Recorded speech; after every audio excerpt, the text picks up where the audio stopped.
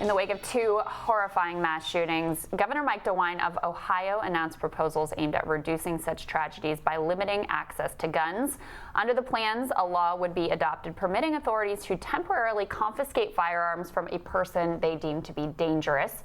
The Republican governor is also calling for the General Assembly to pass a law that would require background checks for all firearm sales in the state. Democratic presidential candidates Jay Inslee and Pete Buttigieg have also released proposals aimed at reducing gun violence. Both plans call for systems to better track hate groups and extremists, as well as a ban on assault weapons. Here to weigh in on some of these proposals is Guns Down America's executive director, Igor Volsky. The organization was established after the Pulse nightclub shooting to work towards reducing gun violence. Igor, thanks for coming back on the show. Thank you for having me. So what do you make of these proposals? I particularly want to talk to you about this assault weapons ban, because there has been a lot of analysis I've seen that says after the Heller case, it would be extraordinarily difficult for any assault weapons ban to pass muster before the Supreme Court. What do you think? Well, that's just not true. I mean, you don't have to believe me, you just have to believe the judges who've weighed in on assault weapon bans on the state level. So maybe it was a week ago now, a California judge upheld the California assault weapon ban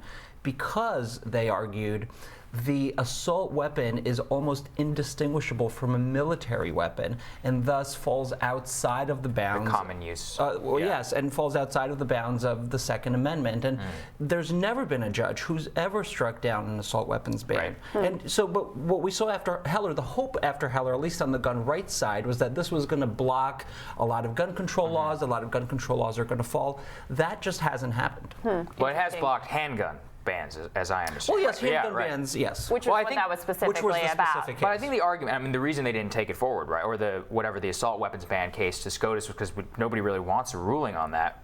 Given the Kavanaugh 5-4 vote that we have right now, I mean, do you think that it would be upheld if it were to go all the way to the Supreme Court? Well, with the current court, it's certainly a challenge. Kavanaugh is all the way to the right of a lot of conservative justices on the gun issue. So, you know, that's unclear. But look, the assault weapon was really popularized in the 80s, and it was popularized by the gun industry because they had this problem of an already saturated American gun market, and they needed to figure out how to sell them more guns. And so they said, we'll make them more dangerous. And they began to pull in plans from the military market into the civilian market. So they created this demand. The thing I really want to hear from you is, do you think this time is different?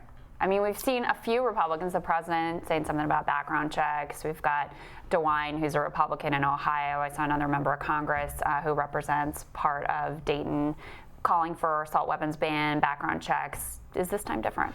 Well, it feels a little different, right? The fact that we have this kind of movement from Republicans, I think, is significant. I think what's also significant is now Walmart is thinking about what can we do.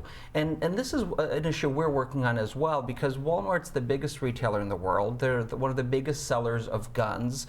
If they decided they're going to stop selling guns until we raise the standard of gun ownership, we're going to stop giving money to political candidates who also take money from the NRA. We're going to invest in our communities by funding gun buybacks to get these dangerous weapons off the street.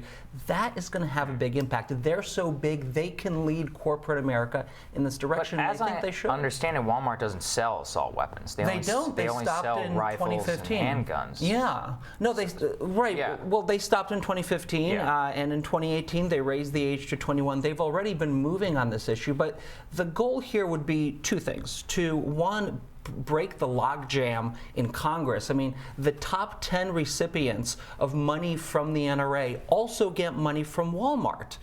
That's just not right. Well, is it because they're geographically located? Well, it's because the issues like, intersect. Like Bentonville, Arkansas. Well, no, right? look, I'm not suggesting that Walmart is giving to Marco Rubio because he also takes money from the NRA. I understand that. But I'm saying using that as leverage, right? You have certain leverage if you're a large corporation who gives money to politicians. And the second piece that I think is significant is also the gun industry, because the gun industry needs Walmart to sell their weapons. And so one way to get them to change their behavior, and what they've been doing is producing weapons of ever-increasing lethality every single year. How do you change that behavior if Congress isn't acting? You put different kinds of pressure on them. Here's the other question. Let's say that we banned all assault weapon sales today. No more. Can't buy them from Walmart or anywhere else, right? There are so many already out on the streets in the country. Will it make a difference to ban them going forward, or do you also have to have a buyback program? We have to have a buyback program. I think we ban the production of new assault weapons. We have a voluntary buyback program where we say you can sell your gun. And we regulate these weapons, these existing weapons, like we regulate machine guns. In '86, we banned the production of new machine guns to the civilian market. Yeah. We said for the existing machine guns, you can have them, but you need a license, you need to register them, there's all kinds of fines involved. So right now, there's 650,000 machine guns in America. We know that because there is a registry. Yes. But when was the last time you heard of a machine gun being used in a crime? You really haven't, Right. because these laws work. That's a model we can follow.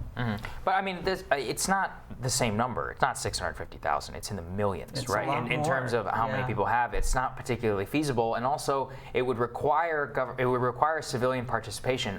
But another thing I do want to talk to you about is about like red flag laws. These Yeah. are something that I've seen popularized a lot of places. The concern I have, and I think, is that it just wouldn't pass constitutional muster, because to deny somebody a constitutional right, you have to be able to give them due process. This was always the problem with like the no-fly list, not being able to buy a gun. What are the ways that people can get around that? How do you rapidly provide somebody due process and also have a feasible red flag law? Well, Yeah. there are laws already on the books, so I think it's 16 states that have these laws. A state like Connecticut has had it for decades and decades and decades, and I think they give space for that due process, but while also ensuring... How long does it take? That's the real question. I don't know. You'd have Yeah. to look at the law. Sure, I mean, sure. there's a template out there now that a lot of states are adopting, and that seems to be working for them.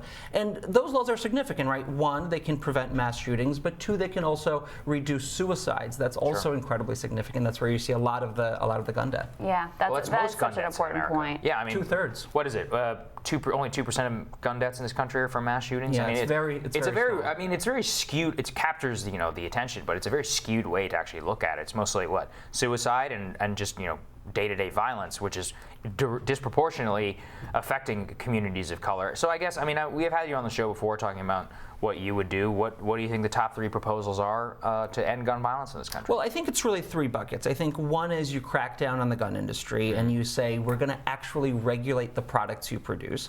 I think number 2, it's policies that force people to prove that they can be responsible with a firearm. So there I talk about licensing and registration. And then bucket number 3 is pointing to that urban gun violence problem. But here we actually know exactly what works. Community-based violence intervention programs that have been running in this country for decades have dramatically reduced gun deaths by working with people from within the community, by changing the behavior of folks within that community. So if you and I have some kind of disagreement, we don't pick up a gun, we deal with it in some other ways. If you spend federal dollars on those programs, you get money back from the violence reduction and from the boost in the economy. Absolutely. So the NRA has gone through a period of tumult. Do you think that that is going to impact their ability to push their view in state and federal legislatures? Well, this is a question I often get, and it's difficult to answer because on one hand, they are struggling. Membership dues are down. They're dealing with this a crazy level of corruption. A story just broke that they were going to buy a mansion for the CEO. That's insane. And you have a lot of pro-gun folks turning on the NRA. But at the same time, this is an organization that thrives when it's down, that finds a way to rise up and become even more powerful. In the aftermath of Timothy McVeigh, they got a lot of blowback. They had to apologize for the kind of rhetoric that they used because they would directly recruit from these government extremists. Oh, really? And there were all these reports, the NRA's on its way out, everyone's leaving the NRA, and of course that turned out to not be the case. Didn't pan out. And so we'll see what happens. Don't count them out. But if anything, I think this just says this is why this moment is an opportunity for corporations to take a stand, but also, frankly, for the champions of gun reform in the Senate, the self-proclaimed champions who marched with us after Parkland, who said they were going to fight for us. Why are they not back in D.C. showing the American public who's actually going to fight to disarm domestic terrorists and who's over there on August break? I think that'd be a great contrast. Democrats should be showing us that they're going to fight on this issue. That's a great point. Thanks, Igor. Thank you for joining great us. to see you. Thank you so much. Texas seems to be emerging as a battleground state for the 2020 presidential election. We'll see about that. But does the turnover in the GOP there have the party rethinking strategy? Next, the chairman of the Harris County Republican Party, which is the largest county party in the state, and by the way, the third largest in the country, tells us what is next for that hardline red state that has seen more and more blue hues coming into play when Rising continues.